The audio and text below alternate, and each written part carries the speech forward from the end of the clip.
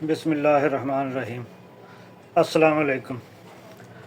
ਅੱਜ ਦਾ ਵਲੌਗ ਪੰਜਾਬੀ ਜ਼ਬਾਨ ਵਿੱਚ ਮੈਂ ਜ਼ਰਾ ਕਿਸਾਨਾਂ ਨਾਲ ਥੋੜੀ ਜਿਹੀ ਗੱਲਬਾਤ ਕਰਨਾ ਚਾਹਾਂਗਾ, ਕਿਉਂਕਿ ਕਿਸਾਨ ਜਿਹੜੇ ਨੇ ਉਹ 2024 ਵਿੱਚ ਕਿਸਾਨ ਨੂੰ ਬਹੁਤ ਜ਼ਿਆਦਾ ਮਾਰ ਪਈ ਤੇ ਉਹਨਾਂ ਦੀ ਗੰਦਮ ਜਿਹੜੀ ਉਹ ਟਕੇ ਟੋਕਰੀ ਹੋ ਗਈ।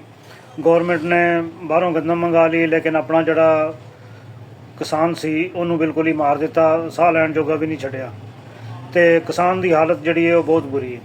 ਇਸ ਬਾਰੇ 'ਚ ਐਸਟਰੋਲੋਜੀ ਕੀ ਕਹਿੰਦੀ ਹੈ, ਇਹਦੇ ਬਾਰੇ 'ਚ ਮੈਂ ਅੱਜ ਦੀ ਕੋਈ ਗੱਲ ਕਰ ਲੈਂਦੇ ਹਾਂ ਕਿ ਇਹ ਬੁਰਾ ਵਕਤ ਜਿਹੜਾ ਹੈ ਕਿਸਾਨਾਂ 'ਤੇ ਇਹ ਕਦੋਂ ਤੱਕ ਰਹੇਗਾ ਔਰ ਇਹਦੇ ਤੋਂ ਬਚਣਾ ਜਿਹੜਾ ਉਹ ਕਿਵੇਂ ਮੁਨਾਸਬ ਰਹੇਗਾ। ਦੇਖੋ, ਕਿਸਾਨ ਨੂੰ ਤੇ ਗੌਰਮੈਂਟ ਨੇ ਮਾਰਿਆ। ਕਿਸਾਨ ਜਿਹੜਾ ਸੀ ਉਹ ਖਾਨ ਸਾਹਿਬ, ਇਮਰਾਨ ਖਾਨ ਸਾਹਿਬ ਦੇ ਦੌਰ ਦੇ ਵਿੱਚ ਕਿਸਾਨ ਸੀ, ਉਹ ਖੁਸ਼ਹਾਲ ਸੀ, ਉਹਨੂੰ ਆਪਣੀ ਫਸਲ ਦਾ ਮੁਆਵਜ਼ਾ ਜਿਹੜਾ ਸੀ ਉਹ ਪੂਰਾ ਮਿਲਦਾ ਸੀ।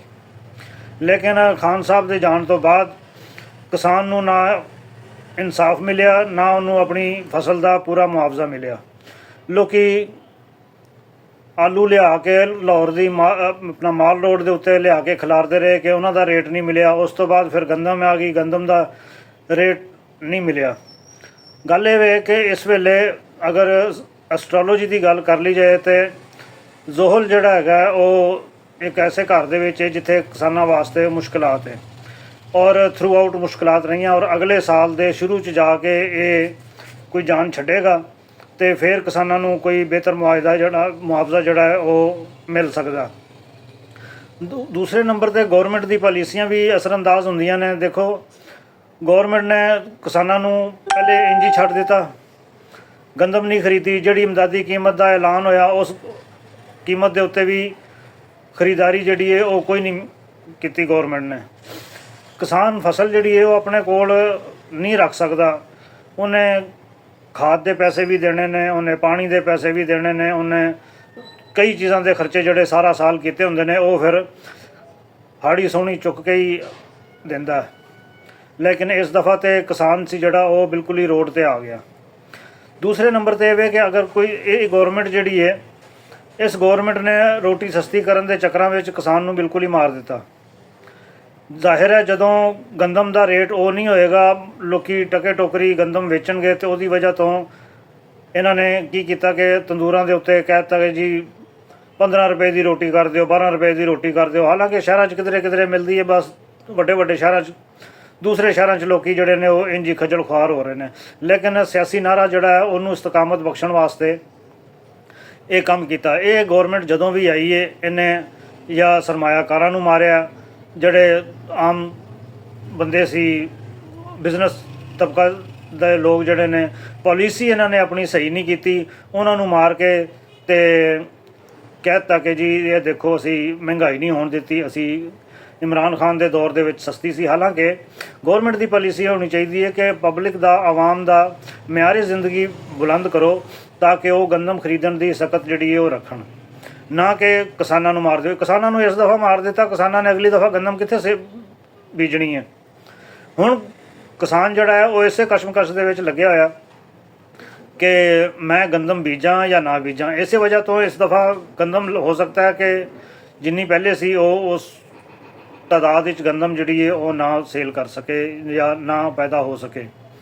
ਲੇਕਿਨ ਇਹ ਚੀਜ਼ ਜਿਹੜੀ ਹੈ ਇਹ ਕਿਸਾਨਾਂ ਵਾਸਤੇ ਵੀ ਇੱਕ ਰਾਹ ਦੱਸਦੀ ਹੈ ਕਿ ਤੁਸੀਂ ਕੋਈ ਗੰਦਮ ਤੇ ਗੰਨੇ ਤੋਂ ਇਲਾਵਾ ਵੀ ਕਿਸੇ ਪਾਸੇ ਜਿਹੜਾ ਉਹ ਧਿਆਨ ਮਾਰੋ, ਕੋਈ ਕਿਸਮਤ ਅਜ਼ਮਾਈ ਕਰੋ ਤਾਂ ਕਿ ਤੁਹਾਡੀ ਫਸਲ ਜਿਹੜੀ ਹੈ ਉਹ ਸਿਰਫ ਗੰਦਮ 'ਤੇ ਹੀ ਡਿਪੈਂਡ ਨਾ ਕਰੋ ਤੇ ਹੋਰ ਚੀਜ਼ਾਂ ਜਿਹੜੀਆਂ ਨੇ ਉਹ ਵੀ ਲਾਓ। ਦੂਸਰੇ ਨੰਬਰ 'ਤੇ ਇਹ ਵੇ ਕਿ ਕਿਸਾਨਾਂ ਨੂੰ ਚਾਹੀਦਾ ਕਿ ਆਪਣੀ ਜਿਹੜੀ ਤਨਜ਼ੀਮਾਂ ਨੇ ਉਹਨਾਂ ਨੂੰ ਫਾਲ ਕਰਨ। ਉਹ ਇੱਥੇ ਆਉਂਦੇ ਨੇ ਬੰਦੇ ਲੈ ਕੇ, ਉਸ ਤੋਂ ਬਾਅਦ ਪੈਸੇ ਪੂਸੇ ਲੈ ਕੇ ਸੱਜੇ ਖੱਬੇ ਹੋ ਜਾਂਦੇ ਨੇ।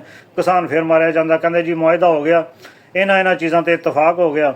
ਉਹ ਮਹੀਨੇ ਬਾਅਦ ਜਾ ਕੇ ਪਤਾ ਚੱਲਦਾ ਕਿ ਜੀ ਗੌਰਮੈਂਟ ਨੇ ਜਿਹੜੀ ਚੀਜ਼ਾਂ ਦੇ ਉੱਤੇ ਇਤਫਾਕ ਕੀਤਾ ਸੀ ਉਹਦੇ ਤੋਂ ਵੀ ਗੌਰਮੈਂਟ ਜਿਹੜੀ ਹੈ ਉਹ ਮੁਕਰ ਗਈ।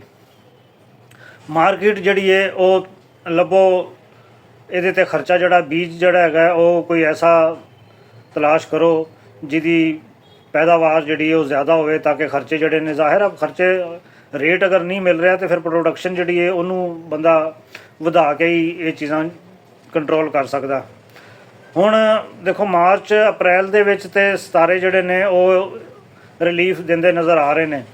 ਅਗਰ ਗੌਰਮੈਂਟ ਨੇ ਕੋਈ ਪਾਲਿਸੀ ਅਨਾਉਂਸ ਕਰ ਦਿੱਤੀ, ਉੱਥੇ ਸਿਤਾਰੇ ਨਾਲ ਕੀ ਕਰਨਾ ਜਦੋਂ ਇਹਨਾਂ ਨੇ ਪਾਲਿਸੀ ਨਹੀਂ ਅਨਾਉਂਸ ਕਰਨੀ। ਅਗਰ ਇਹਨਾਂ ਨੇ ਪਾਲਿਸੀ ਜਿਹੜੀ ਹੈ ਉਹ ਗੰਦਮ ਦੀ ਕਟਾਈ ਤੋਂ ਬਾਅਦ ਅਨਾਉਂਸ ਕੀਤੀ ਤੇ ਫਿਰ ਕੀ ਕੀਤਾ, ਫਿਰ ਤੇ ਅਗਲਾ ਸਾਲ ਵੀ ਗੰਦਮ ਜਿਹੜੀ ਹੈ ਉਹ ਕਿਸਾਨ ਰੁਲ ਜਾਏਗਾ। ਬਿਹਤਰ ਹੱਲ ਇਹ ਹੈਗਾ ਕਿ ਗੰਦਮ ਦੀ ਜਾਨ ਛੱਡ ਕੇ ਗੰਦਮ ਬੀਜੋ, ਲੇਕਿਨ 50% 70% ਜਿਹੜੀ ਤੁਹਾਡੀ ਕ੍ਰੌਪ ਹੈ ਉਹਨੂੰ ਕੋਈ ਥੋੜ੍ਹਾ ਜਿਹਾ ਉਹਦਾ ਕੋਈ, ਜਿਵੇਂ ਕਹਿੰਦੇ ਨੇ ਨਾ ਕਿ ਪਾਣੀ ਅਗਰ ਇੱਕੋ ਸਾਈਡ ਤੋਂ ਆ ਰਿਹਾ ਹੋਵੇ ਤੇ ਉਹਨੂੰ ਕੋਈ ਥੋੜ੍ਹਾ ਜਿਹਾ ਨੱਕਾ ਲਾ ਕੇ ਤੇ ਉਹਦਾ ਸਾਈਡ ਜ਼ਾਵੀਆ ਚੇਂਜ ਕਰ ਦਿਓ, ਤਾਂ ਕਿ ਕੋਈ ਥੋੜ੍ਹਾ ਜਿਹਾ ਇੱਧਰ ਵੀ ਆਵੇ ਤੇ ਥੋੜ੍ਹਾ ਜਿਹਾ ਉੱਧਰ ਵੀ ਆਵੇ, ਦੂਜਾ ਨੱਕਾ ਵੀ ਖੋਲ੍ਹ ਦਿਓ ਕਿਸੇ ਦੂਸਰੇ ਪਾਸੇ ਦਾ, ਤਾਂ ਕਿ ਇਸ ਚੀਜ਼ ਦਾ ਮੁਕਾਬਲਾ ਜਿਹੜਾ ਉਹ ਕੀਤਾ ਜਾ ਸਕੇ। ਹੁਣ ਖਾਦਾਂ ਜਿਹੜੀਆਂ ਨੇ, ਖਾਦ ਦੇਖੋ 15,000 ਦੀ ਬੋਰੀ ਹੋ ਗਈ, ਤੇ ਕਿਹੜਾ ਲਏਗਾ ਇੰਨੀ ਖਾਦ? ਤੇ ਇਸ ਹਿਸਾਬ ਨਾਲ ਬਿਜਲੀ ਦੇ ਬਿੱਲ ਜਿਹੜੇ ਨੇ ਉਹ ਗੌਰਮੈਂਟ ਘਟਾਉਣ ਦਾ ਨਾਂ ਨਹੀਂ ਲੈ ਰਹੀ, ਵਧਾਈ ਜਾ ਰਹੀ ਹੈ। ਦੂਸਰਾ, ਪੈਸੇ ਖਿਲਾਈ ਜਾ ਰਹੀ ਹੈ ਪਾਵਰ ਕੰਪਨੀਆਂ ਨੂੰ, ਉਹ ਉਧਰ ਪੈਸੇ ਦੇਈ ਜਾ ਰਹੀ ਹੈ, ਲੇਕਿਨ ਆਪਣੇ ਕਿਸਾਨ ਦਾ ਇਹਨਾਂ ਨੂੰ ਕੋਈ ਖਿਆਲ ਨਹੀਂ ਹੈ। ਬਾਹਰੋਂ ਅਗਰ ਗੰਦਮ ਖਰੀਦਦੇ ਨੇ ਤੇ ਬਾਹਰ ਦੇ ਕਿਸਾਨ ਨੂੰ ਖੁਸ਼ਹਾਲ ਕਰ ਰਹੇ ਨੇ, ਆਪਣਾ ਕਿਸਾਨ ਤੇ ਇਹਨਾਂ ਨੇ ਮਾਰ ਦਿੱਤਾ। ਜਿਹੜੇ ਬਰਾਨੀ ਇਲਾਕੇ ਨੇ ਉੱਥੇ ਜਿਹੜੇ ਗੰਦਮ ਨਾ ਬੀਜੋ, ਉੱਥੇ ਕੋਈ ਚਣੇ ਵਗੈਰਾ ਬੀਜ ਲਓ। ਸਭ ਤੋਂ ਬਿਹਤਰੀਨ ਚੀਜ਼ ਜਿਹੜੀ ਹੈਗੀ ਹੈ ਉਹ ਤੁਸੀਂ ਸਬਜ਼ੀਆਂ ਬੀਜੋ। ਸਬਜ਼ੀਆਂ ਬਹੁਤ ਫਾਇਦਾਮੰਦ ਚੀਜ਼ ਹੈ, ਉਹਦੇ ਨਾਲ ਇਹ ਵੇ ਕਿ ਲੋਕਾਂ ਨੂੰ ਰਿਲੀਫ ਵੀ ਮਿਲੇਗਾ ਔਰ ਸਬਜ਼ੀ ਦੀ ਅੱਛੀ ਕੀਮਤ ਜਿਹੜੀ ਹੈ ਉਹ ਵੀ ਮਿਲੇਗੀ। ਟਮਾਟਰ ਲਗਾਓ, ਆਲੂ ਲਗਾਓ, ਪਿਆਜ਼ ਲਗਾਓ, ਜਿਹੜੀਆਂ ਚੀਜ਼ਾਂ ਅਸੀਂ ਬਾਹਰੋਂ ਇੰਪੋਰਟ ਕਰਨੇ ਆ, ਜਿਹੜੀਆਂ ਸਬਜ਼ੀਆਂ ਇੱਥੇ ਨਹੀਂ ਹੁੰਦੀ, ਉਹਨਾਂ ਦੇ ਬਾਰੇ 'ਚ ਕੋਈ ਕਿਸਮਤ ਅਜ਼ਮਾਈ ਕਰੋ। ਇਹ ਪਿਆਜ਼ ਲਾ ਲਓ, ਲਸਣ ਲਾ ਲਓ, ਹੁਣ ਤੇ G9 ਆ ਗਿਆ ਤੇ ਤੁਹਾਨੂੰ ਪੈਦਾਵਾਰ ਜਿਹੜੀ ਹੈ ਉਹ ਅੱਛੀ ਮਿਲ ਸਕਦੀ ਹੈ। ਥੋੜ੍ਹਾ ਜਿਹਾ ਲਕੀਰ ਦੇ ਫਕੀਰ ਨਾ ਬਣੋ, ਥੋੜ੍ਹੀ ਜਿਹੀ ਸਿਚੁਏਸ਼ਨ ਜਿਹੜੀ ਹੈ ਉਹ ਆਪਣੀ ਤੁਸੀਂ ਅਗਰ ਚੇਂਜ ਕਰੋਗੇ ਤੇ ਇਹਦੇ ਤੇ ਤੁਸੀਂ ਅਮਲ ਕਰ ਸਕਦੇ ਹੋ। ਤੇਲ ਦੀ ਮਸਨੂਆਤ ਹੈ, ਸੂਰਜਮੁਖੀ ਹੈ, ਉਹਦੇ ਵੱਲ ਕੋਈ ਥੋੜ੍ਹਾ ਜਿਹਾ ਧਿਆਨ ਦੇ ਲਓ। ਤੇ ਇਹੀ ਹੈ ਕਿ ਜਦੋਂ ਹਨੇਰੀ ਆਈ ਹੋਵੇ ਤੇ ਫਿਰ ਸਿਰ ਥੋੜ੍ਹਾ ਜਿਹਾ ਥੱਲੇ ਕਰਕੇ ਤੇ ਟਾਈਮ ਗੁਜ਼ਾਰ ਲੈਣਾ ਚਾਹੀਦਾ, ਤਾਂ ਕਿ ਜਦੋਂ ਤੂਫਾਨ ਗੁਜ਼ਰ ਜਾਏ ਤੇ ਫਿਰ ਤੁਸੀਂ ਉਹਦੇ ਤੇ ਆਪਣਾ ਹਿਸਾਬ ਕਿਤਾਬ ਜਿਹੜਾ ਹੈ ਉਹ ਕਲੀਅਰ ਕਰ ਸਕੋ। ਤੇ ਜ਼ਰਾਅਤ ਦੇ ਬਾਰੇ 'ਚ ਮੈਂ ਹੁਣ ਤੁਹਾਨੂੰ ਇਹੀ ਕਹਾਂਗਾ ਕਿ ਜਾਗਦੇ ਰਹਿਣਾ, ਸਾਡੇ ਤੇ ਨਾ ਰਹਿਣਾ ਤੇ ਨਾ ਗੌਰਮੈਂਟ ਤੇ ਰਹਿਣਾ। ਆਪਣਾ ਫੈਸਲਾ ਤੁਸੀਂ ਆਪ ਕਰਨਾ ਸੋਚ ਸਮਝ ਕੇ। ਲੇਕਿਨ ਦਾਲਾਂ ਦੇ ਵਿੱਚ ਦੇਖੋ, ਚਨੇ ਦੀ ਦਾਲ ਜਿਹੜੀ ਹੈ ਉਹ, ਮਾਸ਼ ਦੀ ਦਾਲ, ਮਸਰ ਜਿਹੜੇ ਨੇ ਉਹਨਾਂ ਦੇ ਰੇਟ ਅੱਛੇ ਨੇ। ਕੋਈ ਥੋੜ੍ਹਾ ਜਿਹਾ ਉੱਧਰ ਧਿਆਨ ਕਰੋ, 2-2 4-4 ਕਿੱਲੇ ਦਾਲਾਂ ਦੇ ਵੀ ਲਾ ਲਵੋ, ਤਾਂ ਕਿ ਤੁਹਾਨੂੰ ਕਿਸੇ ਨਾ ਕਿਸੇ ਪਾਸੇ ਰਿਲੀਫ ਤੇ ਮਿਲ ਜਾਏ। ਗੰਦਮ ਅੰਨ੍ਹੇਵਾਹ ਲਾ ਕੇ ਤੇ ਉਸੇ ਤੇ ਹੀ ਗੁਜ਼ਾਰਾ ਕਰਕੇ ਬੈਠੇ ਰਹੇ ਨੇ। ਉਹ ਗੰਦਮ ਨੇ ਸਾਰਾ ਡੁਬੋਤਾ। ਕਹਿੰਦੇ ਨੇ ਆਲੂਆਂ ਦੇ ਡੁੱਬੇ ਜਿਹੜੇ ਨੇ ਉਹ ਆਲੂ ਹੀ ਤਾਰਦੇ ਨੇ।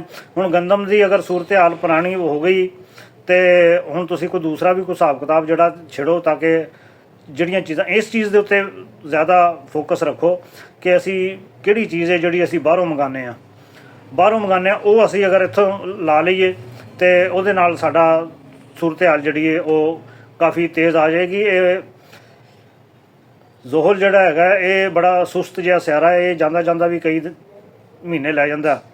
ਤੇ ਇਹਦੀ ਸਿਚੁਏਸ਼ਨ ਜਿਹੜੀ ਹੈ ਦੇਖੋ ਤੁਸੀਂ, ਇਹਦਾ ਇੱਕ ਚੱਕਰ ਜਿਹੜਾ ਹੈਗਾ ਉਹ 29.5 ਸਾਲ ਦਾ ਹੈ।